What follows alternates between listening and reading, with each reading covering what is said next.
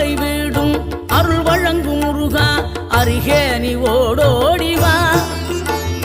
மூவிரண்டு முகம் சொலிக்க ஆறிரண்டு கரங்களுடன் ஆதரவு தர ஓடிவா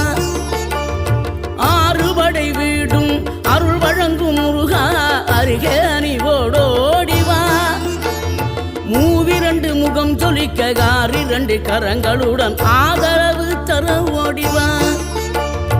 ஈசன் மகனே என்னை காக்க இங்க உனையன்றி வேறாரையா நெஞ்சார நான் நினைக்க பஞ்சாமிர்தம் கொடுக்கும் ஒரு தெய்வம் நீதானையா ஒரு தெய்வம்